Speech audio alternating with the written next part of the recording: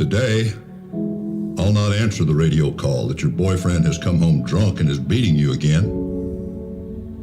Today, I'll not answer the radio call that your 16-year-old daughter, who is very responsible, is 4 hours late coming home from school.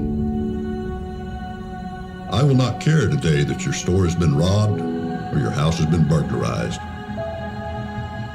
Today, I'll not stop a drunk driver from killing someone. Also today, I'll not catch a rapist or a murderer or a car thief.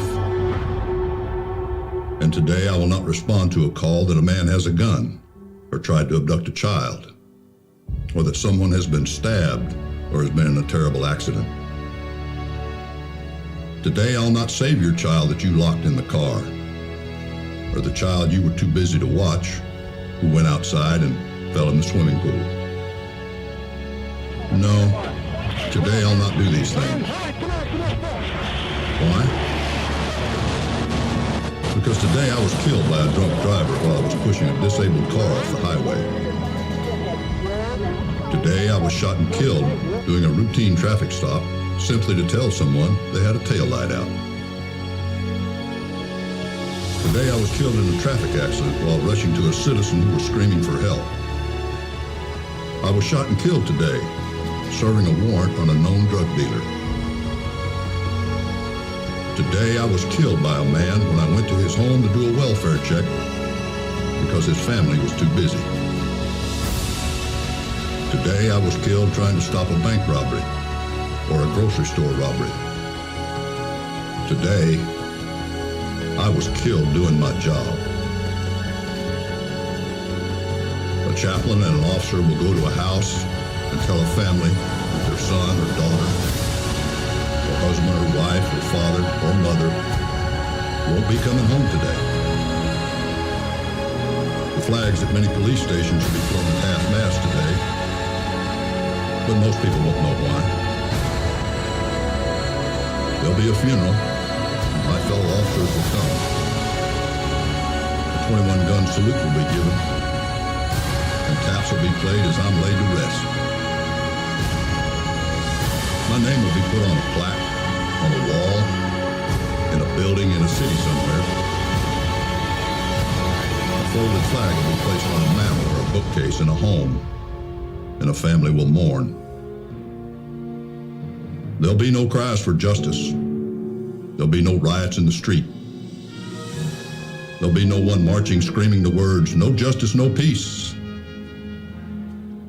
No citizens will be outraged, claiming that something must be done.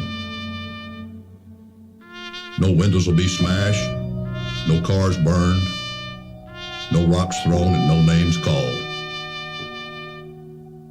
Someone crying themselves to sleep tonight will be the only sign that I was cared about. I was a police officer.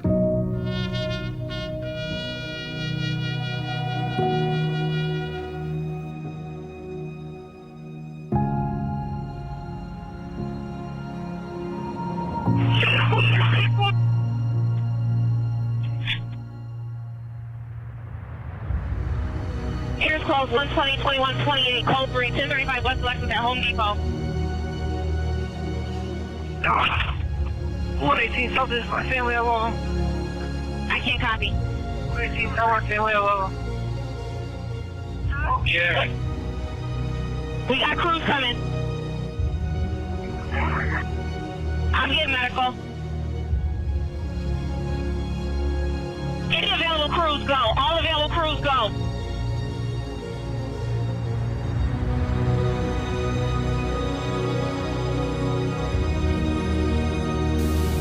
And I take it personally, okay? We're going up there and there's a bunch of cops processing a scene of a dead kid.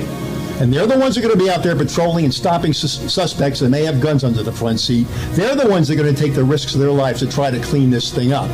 All right? We're responsible for the things we get wrong and we take action. We've arrested cops, we've fired cops, and so on. But the fact is that the people out here, some of them, who had the most to say are absolutely MIA when it comes to the true threats facing this community, and it gets a little tiresome, and we start getting yelled at for reading the updates of the kid that gets shot. Yeah, you take it personal, okay? Now, no offense, but I'm going up there now.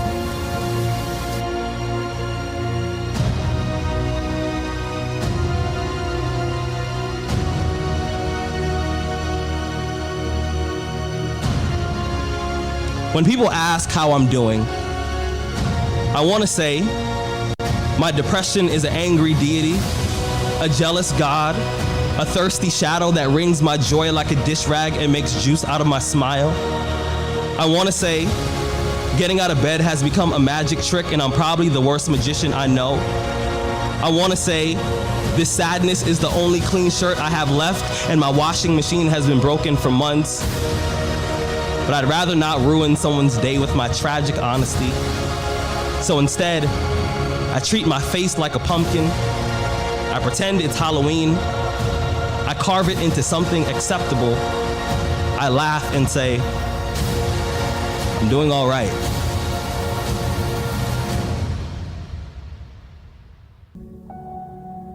Today, or you say, you're fine. I know I'm late. With this end of watch episode, I don't like doing them, but I'm going to keep doing them. Just one of them times a month. I just didn't feel like doing it, but we are going to do it. This March was not a great month, wasn't a bad month. I have looked into April already, and I'm just going to tell y'all from the get-go, since it's almost the end of April, it's going to be a long one. This is getting a little ridiculous on this war on cops. Just saying it, we're going to go ahead and start out.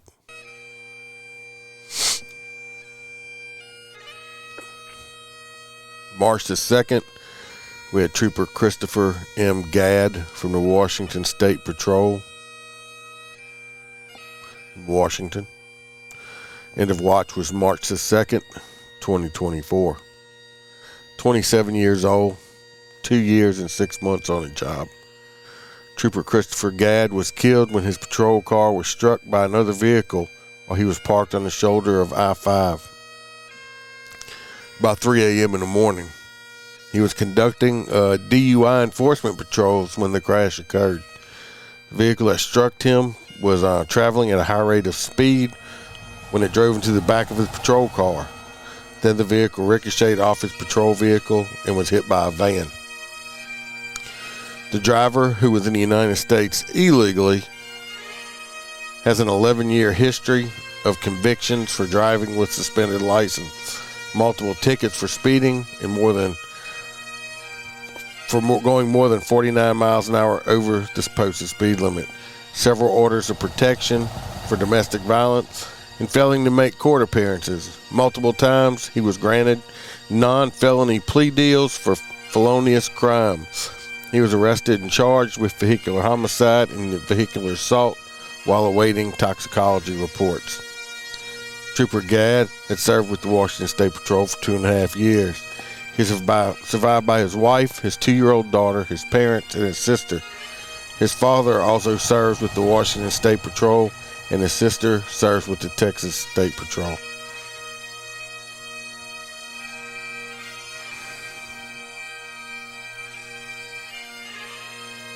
We have Border Patrol Agent Christopher Luna, United States Department of Homeland Security, Customs and Border Protection, United States Border Patrol. End of watch was March the 8th, 2024. He was 51 years old. Cause of death was an aircraft accident in Texas. Border Patrol Agent Luna was killed in a helicopter crash along with 2 members of the New York National Guard in Starr County, Texas. The New York National Guard UH-72 Lakota helicopter was supporting the Department of Homeland Security as part of a joint task force. Agent Luna was on board the military aircraft when it crashed just north of the Rio Grande River, approximately 2 miles southeast of La Gorla, Texas. Chief Warrant Officer 2 Casey Francisco and Chief Warrant Officer 2 John Gracia were also killed in the crash, while a 3rd service member was injured. Agent Luna was survived by his wife, his 2 children, his parents, and his brother.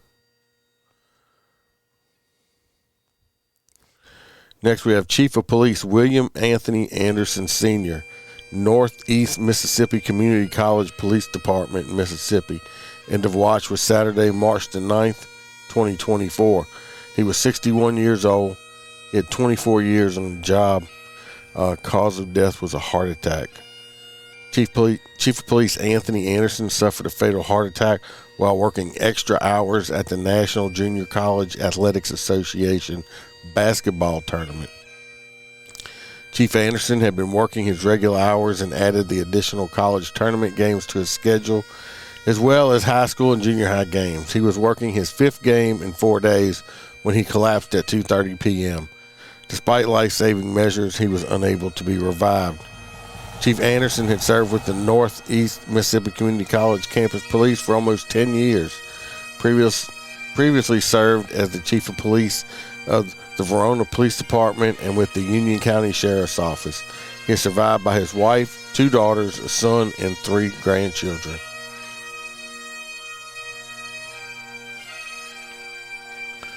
We have Sergeant Thomas A. Sanfratello from the Genesee County Sheriff's Office in New York. End of watch was Sunday, March the 10th, 2024. He was 54 years old. He had 32 years on the job. Cause of death was assault. Sergeant Thomas died after being attacked after responding to a dispute between 2 patrons at one of the Bativa Downs Casino bars on Park Road. One of the patrons was arrested at about 12:30 a.m. and was being escorted from the establishment by the sergeant and security when the second patron attacked him. A violent struggle ensued during which the sergeant attempted to use his taser on the subject. Sergeant became unresponsive and died despite security personnel and bystanders administering CPR. One subject was charged with first-degree aggravated manslaughter, aggravated assault upon a police officer, and second-degree burglary. The second subject was charged with second-degree burglary and attempted second-degree assault. The sergeant has served with the county sheriff's office for 32 years and had twice been recognized as Officer of the Year. He is survived by his son, his 2 daughters, mother, 2 sisters, nieces, and nephew.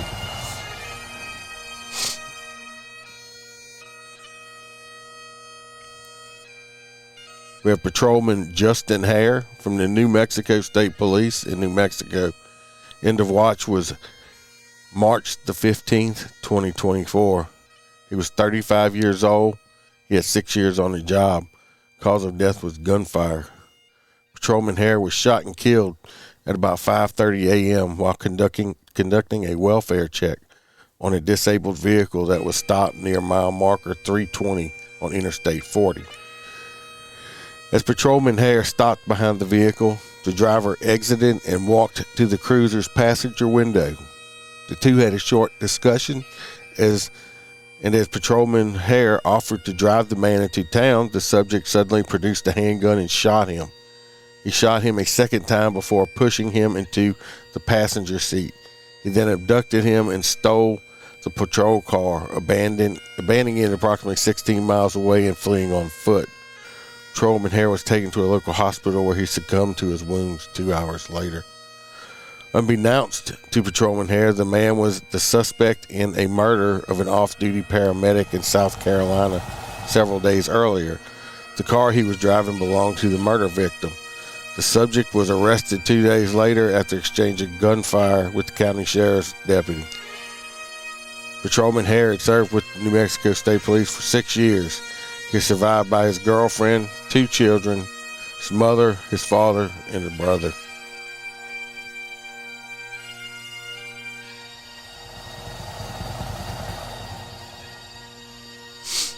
We have Detective First Grade Jonathan Diller from the New York City Police Department in New York. End of watch was Monday, March the 25th, 2024. He was 31 years old, 3 years on the job. Cause of death was gunfire. Detective Diller was shot and killed during a traffic stop near 1919 Mott Avenue. At 5:50 p.m., Detective Diller and his partner approached a vehicle that was stopped in front of a bus stop. Despite being asked numerous times to exit the vehicle, the subject refused. He pulled out a gun and shot Detective Diller in the stomach, striking him under his vest. Detective Diller was able to get the gun away from the suspect. The subject and his partner wounded him. Detective Diller was transported to the Jamaica hospital where he succumbed to his wounds. The subject, who had extensive criminal record, was taken to Jamaica hospital in stable condition. Detective Diller had served with the New York City Police Department for 3 years and was assigned to Patrol Borough Queens South Community Response Team. He is survived by his wife and a 1-year-old son. He was promoted to detective first grade and given a new shield number, which is his son's birthday.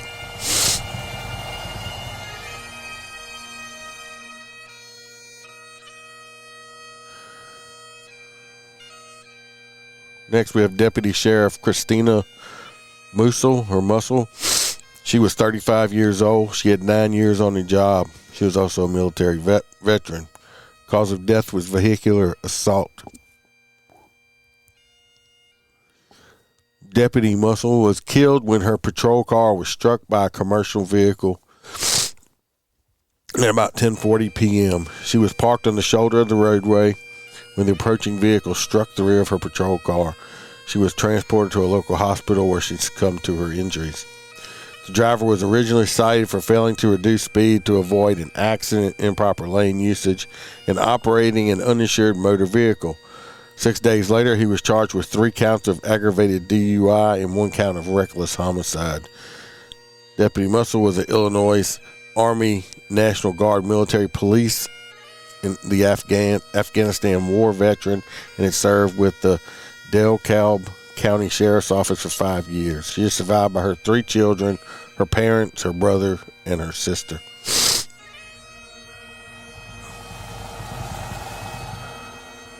Next, we have Agent Elzar Ramos Velez from the Puerto Rico Police Department in Puerto Rico. End of watch was Friday, March the 29th.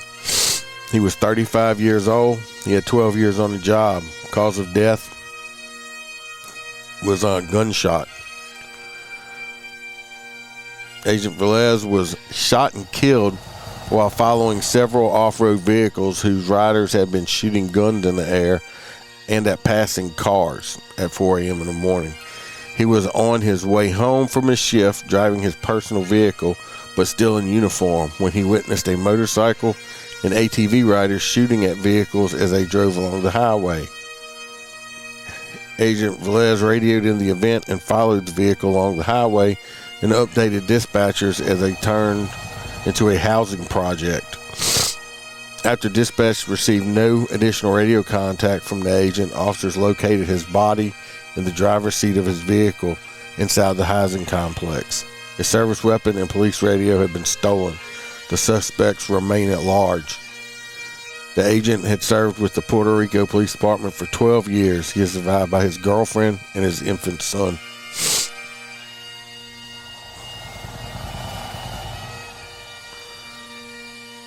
Last one for March is lead police officer Adam Buckner from the Tucson Police Department in Arizona.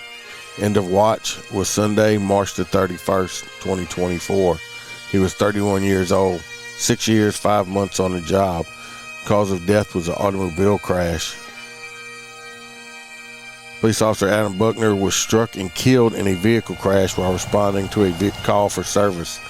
Around 10 p.m., Officer Buckner was traveling north on Campbell Avenue in Tucson with emergency lights and sirens activated. As he went through the green light at the intersection of East 6th Street, a vehicle failed to yield and turned into his patrol vehicle. He was transported to Banner University Medical Center where he succumbed to his injuries. Officer Buckner had served with the Tucson the Police Department for over 2 years and previously served with the New Orleans Police Department in Louisiana for 4 years. He is survived by his wife, his mother, brother, and his sisters.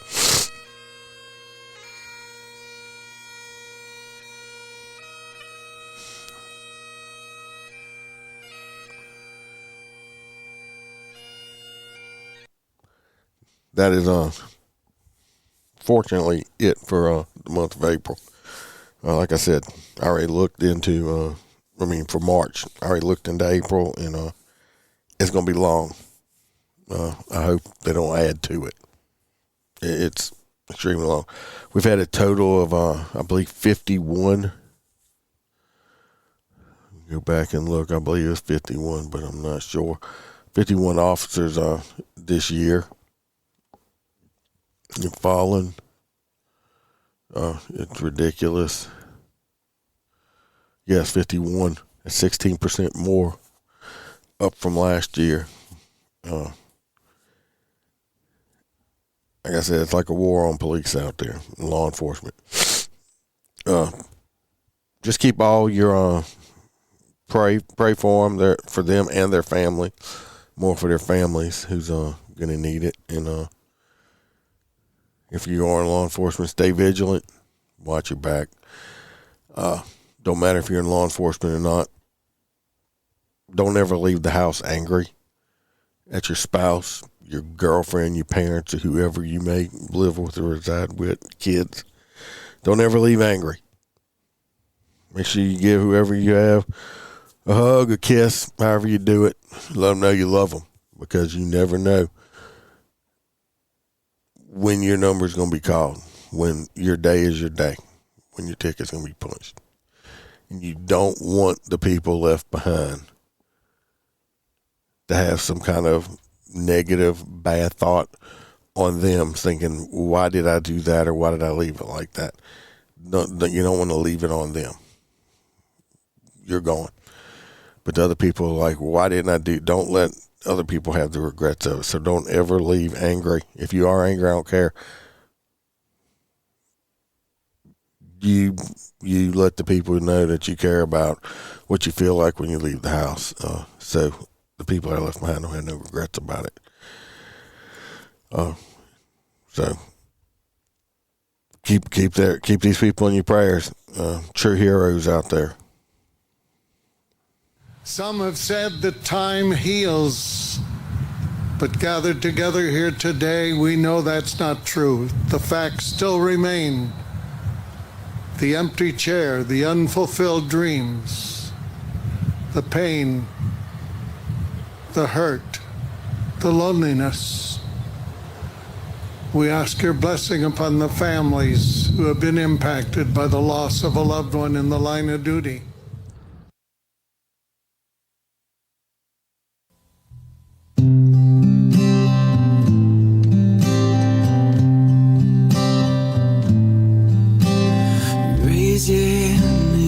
Took an oath to pledge your life in the words you spoke for people that don't care or even know you. You trained for months, now it's time to go out on the streets where we all know the danger and the hatred makes it to you.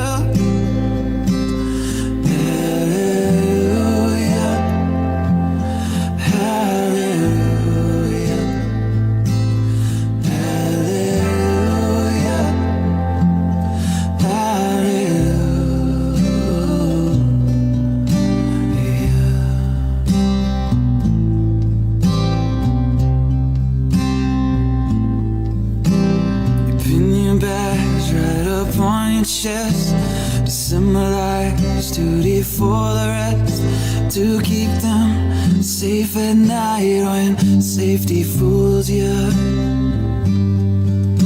You pulled a man from his burning car, but his child who died has left a scar. You live with that flight, but no one helps you.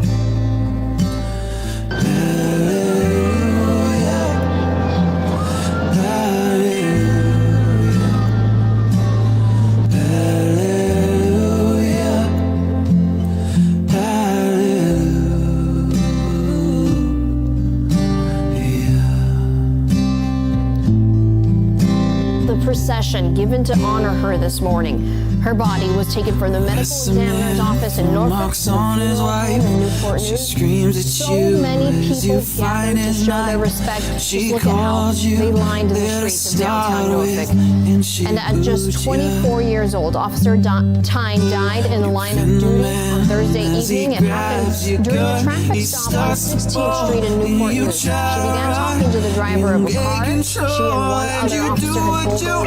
The driver, Vernon Green, had his car door open while they were talking. He suddenly took off, and Tyne was not able to step out of the way in time, so the car dragged her. It crashed, and Tyne was pinned between the door and the tree. Just 6 months ago, Newport News Chief Steve Drew congratulated new officer Katie Thine. Communications to all units. Please be advised that the procession for Officer Thine has arrived in our city. But Saturday, he joined his city, thanking Get her the for call his selfless that your watch. friend's been shot by a man on a traffic stop. You spend the whole night searching for the killer. Thank you for your service. In the watch, January People 23rd. praise Holding back tears, people looked on as every law enforcement agency in Hampton Roads stopped by Officer Tyne's assigned South for Precinct. you, and we'll go out with a smile.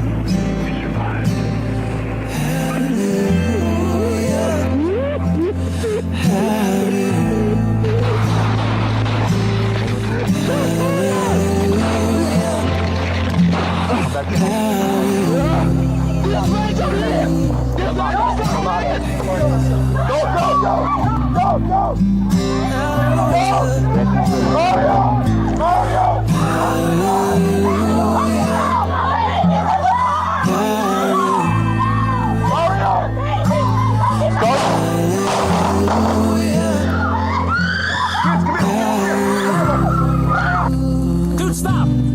Get your hands up! Come on! Now here's that confrontation again. This is from the other officer's body camera. Police returned fire, and the suspect, who we now know as Bruce Lua, was hit in the leg but survived. Both of the injured officers are also okay, and in fact, they were saluted as they left the hospital later that day. Now, Lua is now charged with attempted murder and aggravated battery. COPA's investigation still